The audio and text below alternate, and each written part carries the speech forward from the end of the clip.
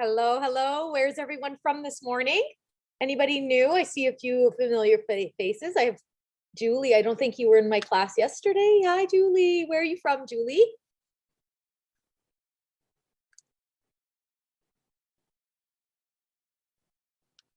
The UK. Wonderful.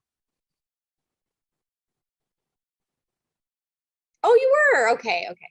Shanghai, hello. Oh, Dr. Yang.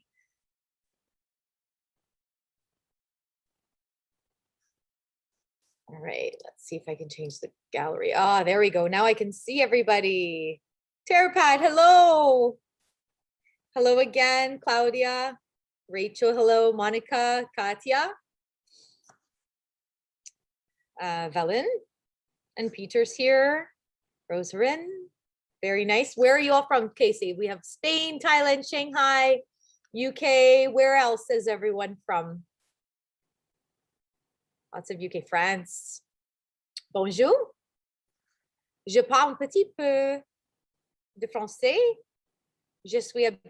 J'habite in Canada. Alors nous speak 2 languages. And not so bad. It's been a while since French classes, but we are bilingual here. All right, Bulgaria, very nice. Very nice. Okay.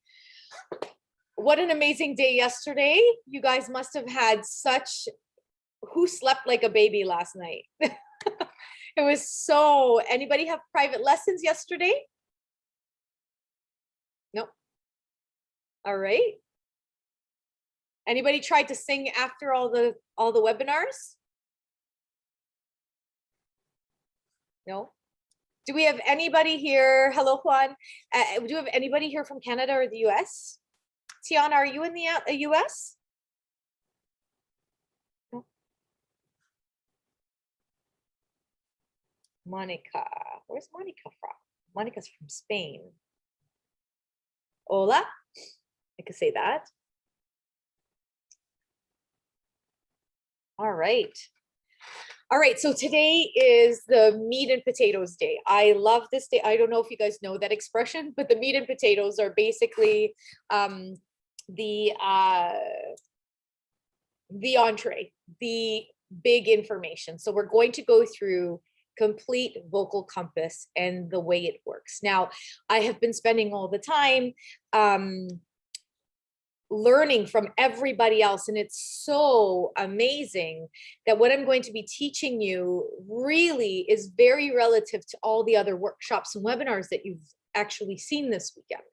So I love it because it ends up becoming a foundation of everything that you're learning, because it has to do with the body and the mind and the energy you hold. So you can never go wrong understanding and learning this kind of stuff. So thank you to Dr. Yang. It was an amazing webinar. I can't wait to connect with Dr. Yang myself.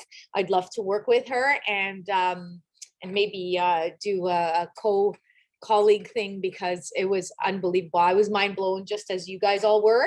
It was phenomenal. So what I'd love is right now, if I would love for all of you to unmute your mics. Let's see if we can do this. We're all adult. There we go. There we go.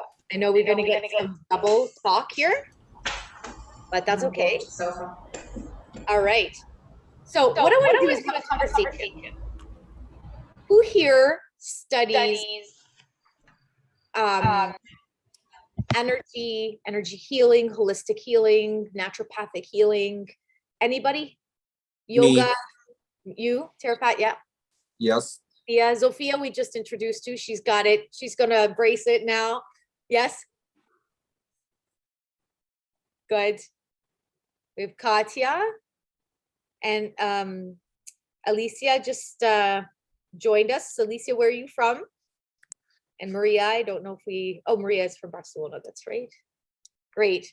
What kind of experience do you have with that kind of energy? And has anybody ever read the book or watched the movie The Secret? Okay, so The Secret calls for basically what you put out, and honestly, this is in the Bible, like what you put out comes back to you. Okay. Thoughts become things. This is all manifesting, but it also comes from you. You cannot solely give your energy to everyone else. You just can't. And we really have to pay attention to ourselves. Okay. So what we need to do is we have to understand our body and how it works while we're singing, so that in the mind, you could prepare, just like Dr. Yang had said, prepare for doing one task, then two tasks, then three tasks, then four tasks, then five tasks. Okay. So again, I have a yoga background. Anybody practice yoga here? Wonderful. Everybody ever practice yoga? Anybody meditate? Amazing. Has anybody ever heard of something called no mind? Hi, Claudia. It's nice to see your face. Has anybody ever heard of no mind? Being in the moment? Like right now, I'm right here with you. I'm not thinking of anything else. I could think of other things, but I'm not, because I've chosen not to. Yes? Okay. So basically, the foundation of the vocal compass is just that. Being able to be in the moment when you're singing, when you're about to do lessons, when you're about to do, or when you are doing lessons, you're basically working with your mind to completely create direction and distribution of energy in your body. Okay. I myself am very, like I'm extremely intricate with the vocal anatomy. And I feel like that's so important for you to be able to do in order to teach and to sing yourself. Okay. So this is the foundation of that. Now there's that, and then there's the other part. So both of my programs today at 11:15 and 12:15, we're going to be talking about that distribution of energy and the vocal compass, how I came up with it, how it helps, why it helps. Okay. So the first, and what I'm going to do is I'm going to take you through it just like I would take you through a lesson. And you're going to sometimes, and a lot of you that are booked with lessons, in lessons with me this weekend, are going to experience that as well. I'm going to share my screen here.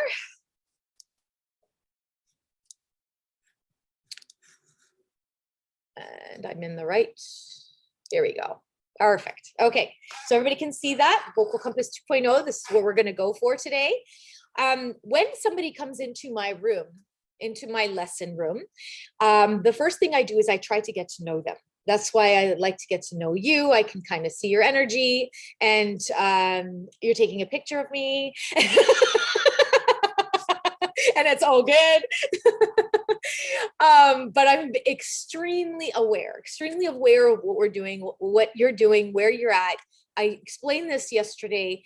I want to know all about you, how your body processes, how your mind processes different thoughts, so that when I am teaching you and doing exercises, whether it be arpeggiated lip trills or arpeggiated NG sounds or a, e, o, oo's vowel work, depending on what you're needing in that moment in time, it's really important to me to understand where you are at that given moment in time. But the one thing that it completely continues to be constant is this 4-point direction, the vocal compass. All right. So I know, some of the teachers, they all of a sudden the word breath comes out and everybody's like, okay, this may be a little bit controversial. I don't know why breath is so controversial. I mean, everybody has the idea of what it should do, what it's supposed to do, how it helps, how it aids, how it doesn't. But the one thing, again, remains constant is that we need breath to create sound through the vocal cords. And how do we optimize the amount of breath going through the cords? And how do we manipulate, if you will, how the breath works? Now, when I'm talking about the breath, it's in correlation to the body and how the body can help in singing. Okay, so I want you to keep that in mind. Breath is super important. I'm going to give you, the cumbersome information that you probably already know. We have the diaphragm here. The diaphragm sits just under the rib cage. It separates the respiratory system and the gastrointestinal system. Very important to defense mechanisms. I spoke about defense mechanisms yesterday. Our body is a full defense mechanism. Okay. As I'm speaking, my body's creating more saliva so that I can stay hydrated. Of course, my water helps the same, which I'm going to take a swig of right now. But ideally, our body is always producing water to help us stay hydrated. The diaphragm, it aids in respiratory defense.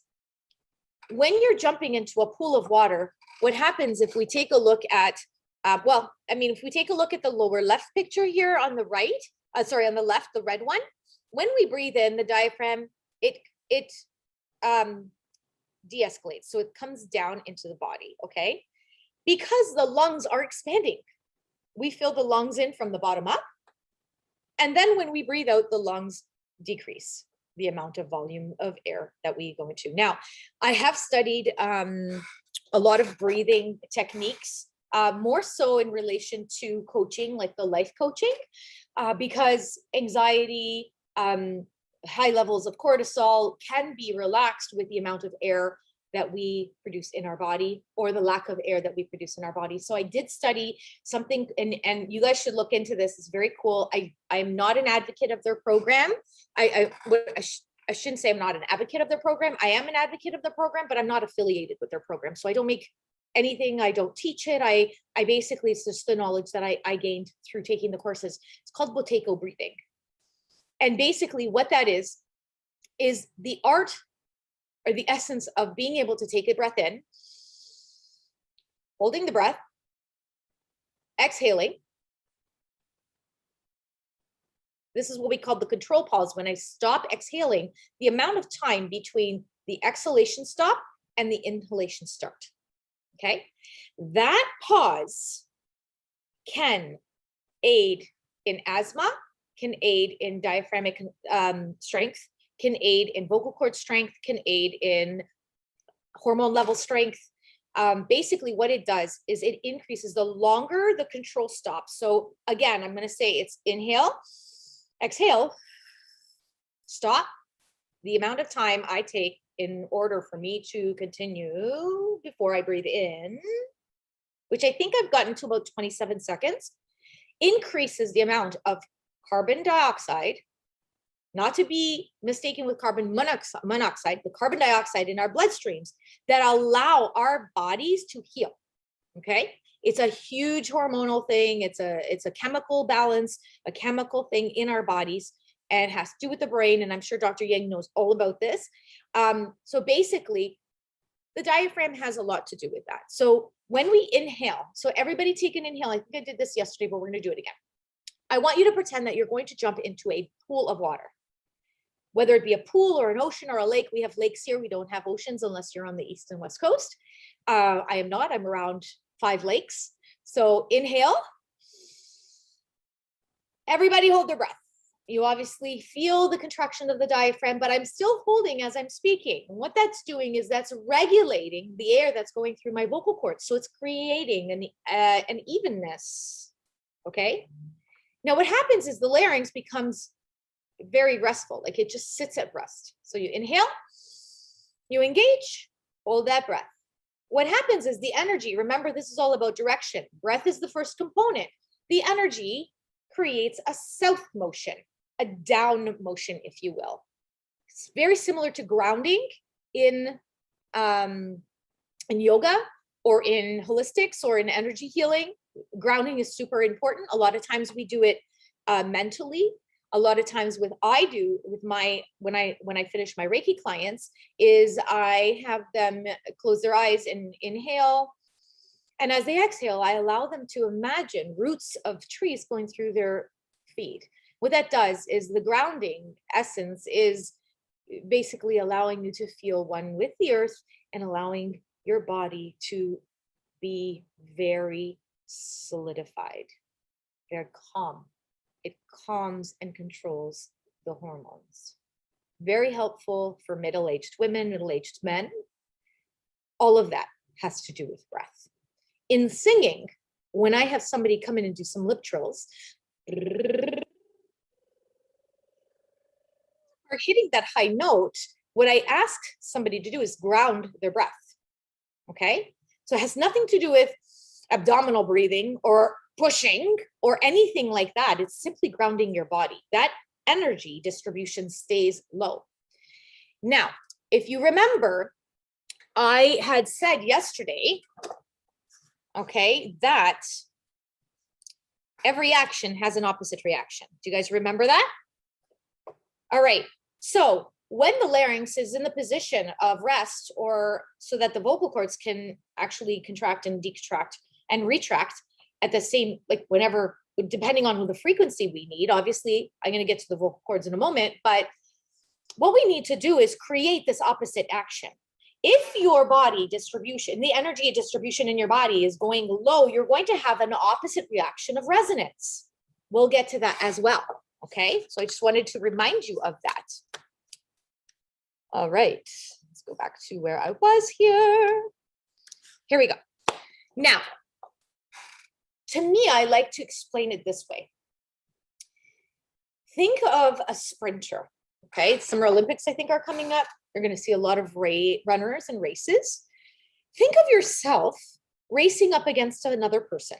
Okay, I want you to think of that. And I want you to think of the fact that you'll have a sprinter block. Now, this mechanism here that these runners are set up on are a sprinter block. Okay, no different than a ground for a dancer, no different than a wall for a swimmer, no different than the basketball court for a basketball player, no different than a springboard for a gymnast. This sprinter block, okay, you can set up on. Now, your opponent, the person that you're running up against, has no sprinter block. Who will have the advantage? The person with the sprinter block.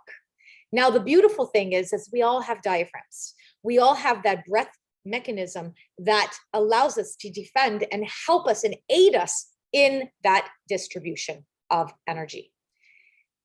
The diaphragm in a singer, doesn't matter what technique you're using, is going to create that momentum, leverage, stability, and support. Okay? So when we inhale, if you're singing on the exhalation, like we usually do onset to breath, we inhale, hold the breath, and all of a sudden we have a springboard. We have leverage from a sprinter block. We have leverage from a wall in swimming. Does everybody follow?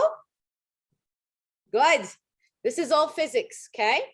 So what I would like to do is I'd like to invite you all to take a deep breath. We're going to start to vocalize here, okay?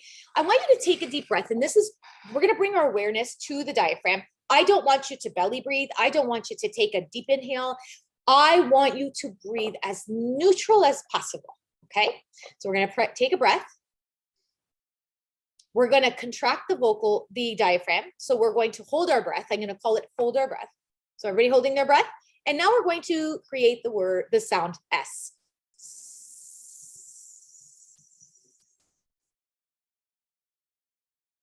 What you will notice is that the diaphragm is very simply engaging, okay?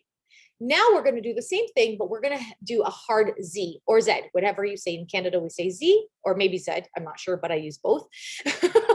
So we're going to inhale, very natural. Hold the breath. Zzz. And what you're going to feel is the diaphragm engaging a lot more energy. Do you feel that? Everybody, maybe give me a nod.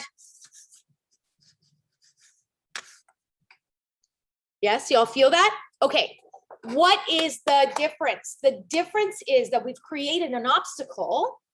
Now, I mean, of course, we're doing this because our larynx is in the proper position. We've all learned how to sing properly. We know everything there is to know about the larynx, the pressure between the larynx and the vocal cord, in the larynx between the vocal cords and the nasopharynx and the trachea and the lungs. So this is, of course, my assumption that you have all this knowledge and information. So what's happened here is our bodies created a defense mechanism. All of a sudden, the letter Z obstructed the airway. It obstructed the airway. The diaphragm automatically, instinctively contracted more. Why? To suction the air into the lungs so that we don't die practically. Okay? That is our brain going into high sympathetic nervous system, parasympathetic nervous system. All right, is everybody following? Yeah, great. So that distribution of energy is south. All right. Now we're going to go into pitch. Oh my gosh, I watched Francesco's webinar this morning. It was amazing. The anatomy, was anybody there? Oh, I feel like a doctor right now because I know all of the anatomy. I knew it, but it was a beautiful, beautiful, repetitive, repeat for my brain. Pitch is beautiful. Why? Because singing is based on pitch. I mean, we have a lot of students that come into our studios that cannot sing the same frequency as what we play on our instruments. And obviously that's super important because every note in music has its own frequency that we need to replicate. I love teaching pitch because it becomes anatomy, and I give a lot of people the knowledge of the anatomical portion of your voice. So we all know this: the epiglottis, the laryngeal pharynx, the vocal cord, the larynx, trachea, the esophagus. We know all of these functions, okay? What we do need to know, and what I love to teach human beings, is number one, and this may just sound very simple to you, but a lot of people do not have the knowledge of this: the vocal cords are horizontal and not vertical. How many of you have clients and students that reach to sing? Wait a second, why are you reaching up there when the vocal cords retract this way, horizontally, right? Now, the vocal cords, of course, they stretch and retract. When they stretch, okay, when the larynx and the muscles in the larynx stretch the vocal cords then become very thin, therefore becoming light-weighted. The air that goes through them allows the vocal cords to vibrate at such a high speed that it becomes a higher sound, okay? Because the larynx is retracting the cords, it's in tight position, it is going to allow the vocal cords to vibrate at a frequency high, okay? No different than a high string on a guitar, high string in a piano. It's the same thing. When they retract, the vocal cords become thicker. And when they become thicker, they're heavier. And when the air goes through them, they vibrate at a slower pace. This has nothing to do with timbre, sound, placement, resonance. This simply has to do with frequency, okay? So that is the vocal cords. That focal point in the vocal compass has to be the vocal cords. That is where the sound is being produced. Of course, we have the true folds and the false folds. As you can see here, showing the white as the true folds and the red as the false folds. The same thing, right? The vocal folds are always producing that sound. That's the vibration. That is our engine. Everybody following? Good? Yes? Beautiful. If anybody has questions, please place them in the chat. I have the chat open on the side. Everybody good? No questions yet? Good. Focal point of the vocal compass, the larynx. I love teaching this particular part. As you can see here, we have the thyroidarytenoid muscles and the cricoarytenoid muscles. What you see is that first section on the top and the bottom section, these are all connected to the larynx and the position of the larynx. I love the human body, and I'd love to teach this to you because we do not relate to this on a day-to-day basis until someone explains it. My body functions in every action has an opposite reaction. If I extend my arm, so my arm is completely and 100% extended at 180 degrees, okay? I know my muscles, and my muscles are my bicep and my tricep. I hope you all understand that, okay? This section of muscle and this section of muscle. If I flex, what's happening is my bicep shrinks, my tricep elongates. This is very relative to the rest of the body. If I tilt my head, my shoulder muscle stretches, this shoulder muscle retracts, okay? The same thing with the vocal cords. I did mention, or not the vocal cords, I'm sorry, the vocal muscles, the arytenoid muscles. They stretch and contract on the opposite basis, okay? which allows the larynx to be in proper position to sing high voices and high frequency and low frequency. Super, super important, because the distribution of energy will give you the freedom to be able to create strength and conditioning in these two sets of muscles. Everybody following? Wonderful. Now, if everybody can, I'm gonna come out of this for a second. Why is this not working? There we go. I'm gonna come back to the gallery because I want to see everybody. Ooh. Oops, what am I doing here? There we go. Can everybody still see my screen? Stop share. Ah, here we go. There you are. All right. What I want you to do is hello to everybody that's joined us. Hello, hello, hello. I think we got a lot of people there. Yes, hello. So have your hands. I want you to put one hand at the top of your larynx and the other hand on the bottom of your larynx, just like this. Gently, don't squeeze. Good. So what I want you to do is I want you to give me a head tone. Woo, woo. So continue doing that as I speak. What I'm going to get you to observe is that when you vocalize a high tone, the top of the larynx squeezes and the bottom of the larynx expands. Does everybody feel that? Good. Now in opposite reaction, we're going to do a chesty sound. Ooh, ooh, and you're going to feel the bottom of the larynx tighten and the top of the larynx expand. Try that. Does everybody feel that difference? Good. That all has to do with the positioning of the larynx. Okay.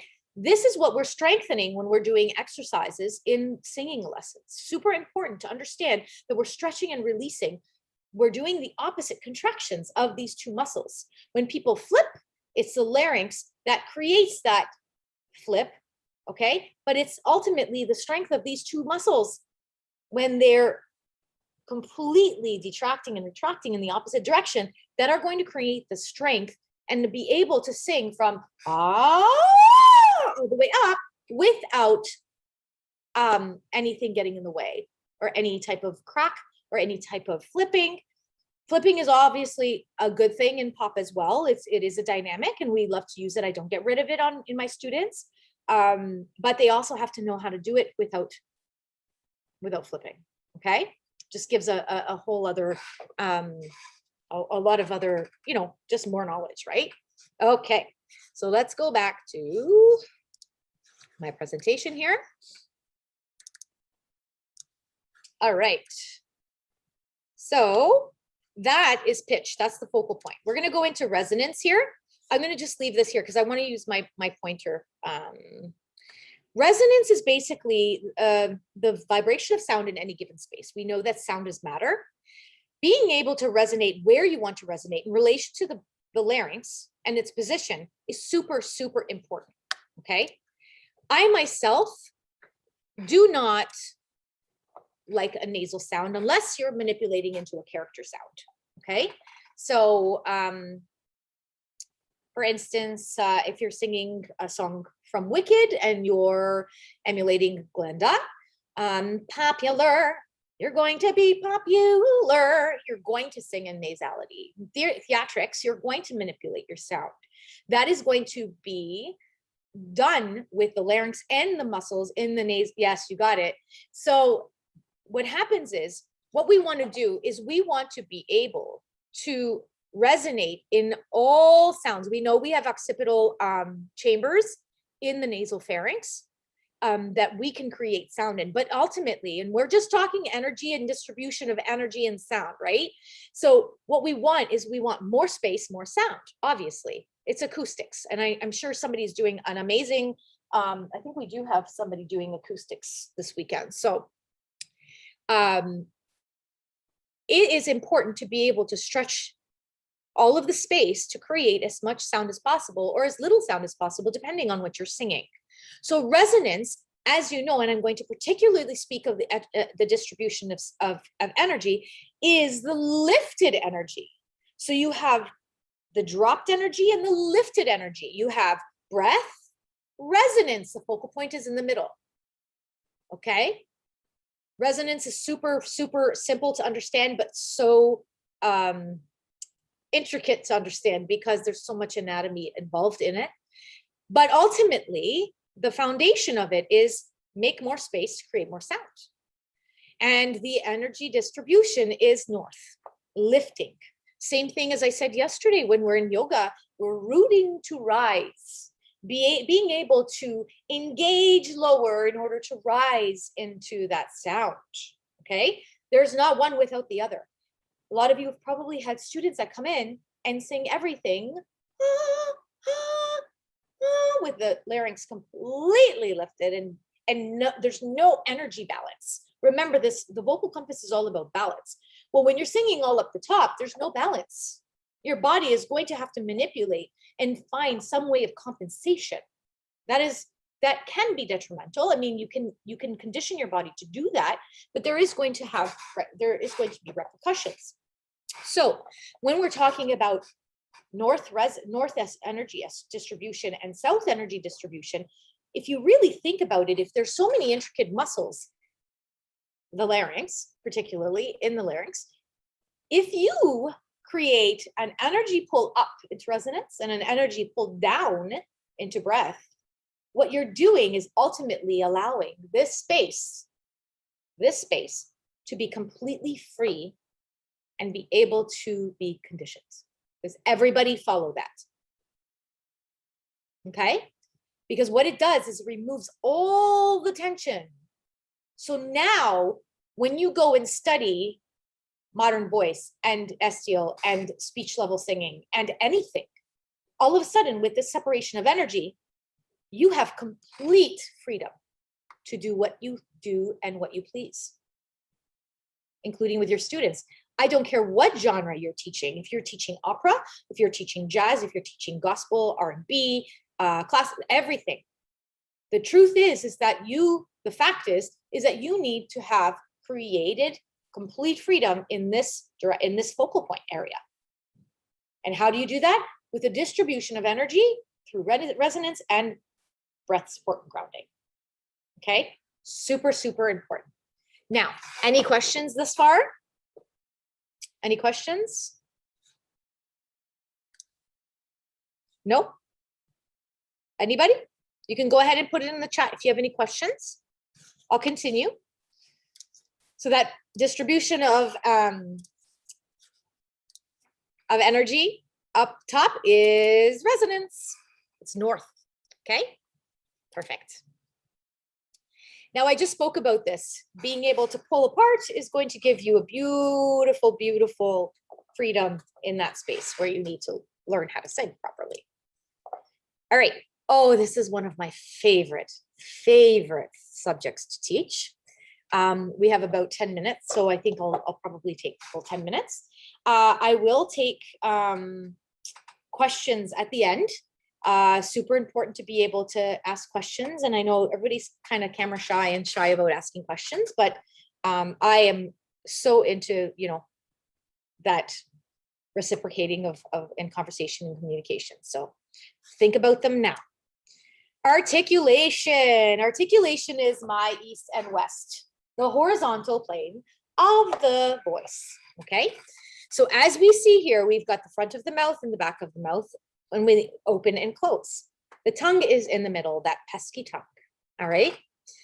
Now, what happens is in all languages, we have open mouth sounds and closed mouth sounds. Now, I'm not going to go into the intricacy of IPA or the sound creations, because there are other workshops and webinars that you can watch in vowel creations. But I will simply base the knowledge of articulation on this distribution, this opposite distribution. This action has an opposite reaction. Okay, so I am going to go into the intricacy of the singing and how it helps. But like I said, we've got other places that we can focus on that. For me, I really want you to learn how to distribute the energy in the opposite direction, just like Newton says we should. At the back of the mouth, where you see my circle, that is where we create our vowel sounds. Now, of course, we have different tongue positions and palate positions. There's the velum. We have to create space at the back of the mouth for vowels, okay? Now, when we say the word you, if we push the O forward, we're going to create the incorrect placement of the larynx. If I create the distribution of energy of the O at the back of the mouth, that allows my larynx to be in proper position for the O sound. You try it. Perfect. And what happens is if you pull into that circle, creating the vowel sound, all of a sudden, because you're distributed evenly in this vertical position, the sound automatically lifts into resonance. Everybody get that? It's almost like setting it up, okay? Everything consonant is created with the articulators, which are our teeth, our tongue, and our lips, okay? Not to be mistaken with the sound creation, our articulators. So being able to create the sound p, d, b, they're all, most of them are created, all of them are created at the front of your mouth. So again, as you can see, one is forward, one is back. There's your distribution of energy. What we want to do is we want to create the opposite distribution of energy to create balance. Okay? Now, we all know that we sing on text. When we sing, we have a melody line. We're singing the vowel. That's why we sing vocalizes, right? Oh, we sing vocalizes with vowel sounds. When we create articulation, we create a whole bunch of different issues and placements for the larynx and the muscles. But one thing remains constant, that the text is to be brought forward. How many of you teach text to be completely legato forward? I think a lot of people call that the mask, la maschera. We call it singing along the line, a continuous circle, legato, whatever you want to call it. Now, in pop and contemporary music, there is a lot of diaphragmic and epiglottis and laryngeal work, because, like, for instance, you know, my students they'll be like, everybody knows what, you know, there's always that kind of staccato sounding when we're recording and singing pop, and you know, there's just so many different ways to be able to do it, but one constant remains the same, as the energy's distribution is front and back. Okay, so our text is forward, and our depth is, my depth is, I think I moved my picture when I was in there, sorry. It says depth, not is back. All right, energy distribution. Perfect. So now super cool. I worked with a graphic designer to do this. This is where the shapes should be. Now, in a child that's 5, 6, 7, 8, 9, 10, 12 years old, when they're singing, what I do, so let's, for instance, this is a song I wrote while I was writing my first book. And it goes like this. You had the best intentions, but now I'm in reflection. I can't stand you leaving. You got my head reeling. That is the song. Okay, I have no clue how I remember that. I wrote it the one time. But if you can take a look, every vowel has a shape. So what I've done is I've created, oops, did I miss a slide here? Yeah, they're there. I have created a shape, as you can see, for every single vowel, the basic vowels. Okay, obviously there's so many different sounds when we join them together. There's all of that sort of thing. But for the basic sounds, I've created a triangle, a rectangle, a horizontal rectangle, is a thinner rectangle, okay? O, a big circle, oo is an oval, and Y is a vertical rectangle. I have in my experience, noticed that when I am teaching, if I can create the energy distribution to go back, or let's just call it west, or sorry, east, we'll go back to east, what happens is the larynx falls completely in position. Completely in position. Okay? Now, I do urge you to explain how the larynx works and why, because obviously the more knowledge, the better. But if you want instant change, if you have somebody that comes into your studio and says, I have an album to record on Monday, you have 2 days. You can automatically position the larynx properly with doing this sort of articulation. Okay? Now I know it's a quick fix, but the thing is, I'm not teaching a quick fix. I have all of the knowledge and background of the vocal anatomy. I know where things should be. This is something that you can use that will give you automatic movement and placement of the larynx that can create freedom, vocal freedom. They'll do it without hurting themselves because they're in a safe space. Okay? So the space goes back. So when they're learning a song, I have them either print out the lyrics and I place these shapes onto the vowels. And what happens is, because every action has an opposite reaction, they're pulling those sounds east, the text automatically comes forward. Automatically. Automatically. You get a singer that has so many problems, issues, tensions, pitch, everything. You get them to sing in the vocal compass evenly distributed, it automatically resets the whole larynx. All right. This is the distribution of energy between west and east. You've got the distribution of horizontal energy. When you put it all together, that is when everything as a whole comes together. Now, being in this position, could you imagine how fast your students will learn to be able to relax the larynx, all the muscles around the larynx, and understand and learn how the larynx works and the vocal cords work in relation? You have gotten rid of all of the external. Now, I will tell you, in the next segment, I'm going to explain, at 12:15, I'm going to explain how our mindset interacts with all of these energies, okay? Because we have the 7 chakras, and we have our energy fields, and we have our thoughts. And each of these 4 points are connected to one of those. And we are going to have the conversation between the two. All right? Everybody get that? Amazing. All right. So that is it. That's the vocal compass in a nutshell. When you create distribution of energy, you create balance. Balance, remember, creates evenness, wellness, growth. Remember that? Good, good, good, good. Awesome. Not to mention it's easy. You know, people really want a quick fix. Some people don't even want vocal coaching. Oh, if I get a vocal coach, my voice will change. No, your voice will not change. It will set yourself up for sounding authentic. This creates authenticity, a foundation of voice, if you will. And it is amazing paired up with mindset. Okay. All right. Now I did announce yesterday my book is being released on August 1st. I am so excited about it.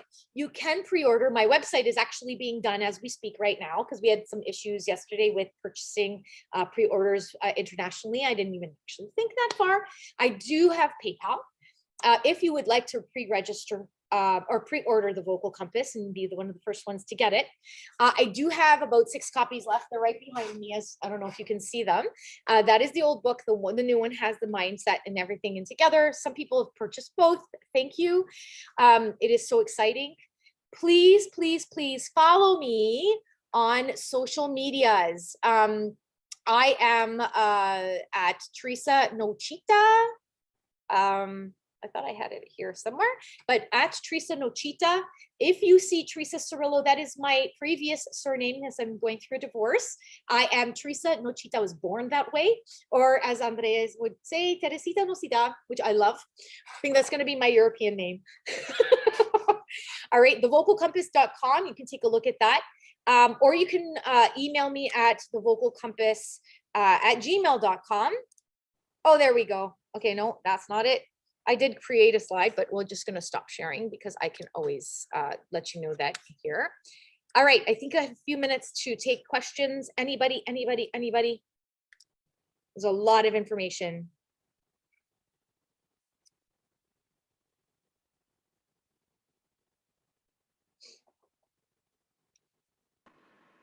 If I may ask about the diaphragm.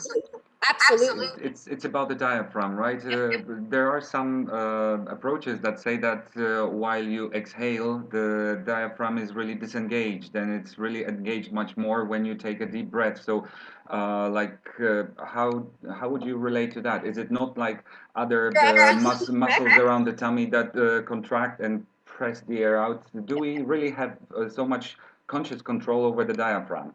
I think you just nailed it. Conscious control. Okay, so when you have conscious control over the diaphragm, you can actually engage it, because again, your body is a defense mechanism, and we are designed to be able to engage it whenever we feel that we need to defend our bodies.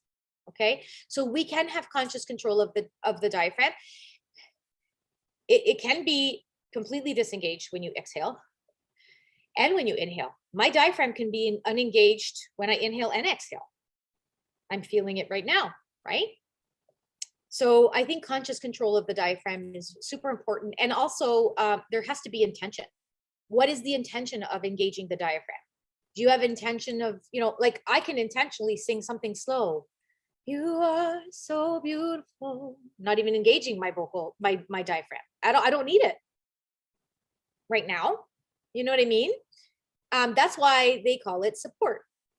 And where's the support come from? The body distribution of energy, the grounding. Is it the diaphragm per se? I'll give a little bit of credit to it. We have 4 diaphragms. We have the pelvic diaphragm, the thoracic diaphragm, the throat, the epiglottis is a diaphragm, and the velum is a diaphragm. You know what I mean? We use all the diaphragms in singing. I mean, that's really extra intricate, but ultimately, yeah, good question. Anybody else? Anybody else?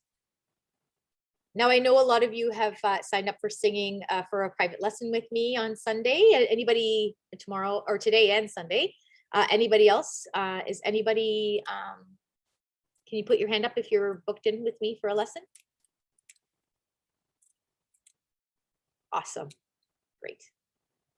Wonderful. Dr. Yang, thank you for sticking around for my my webinar. I think we're all set. I think Andre is going to cut us off in a few minutes. And thank you so much for joining me.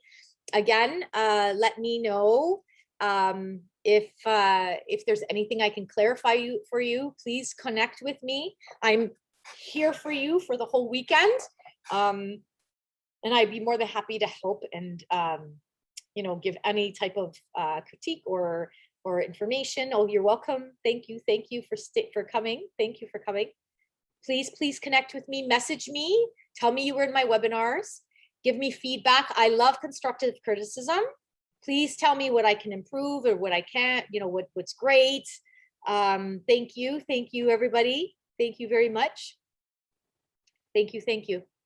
All right, take care, everybody. Oh, thank you.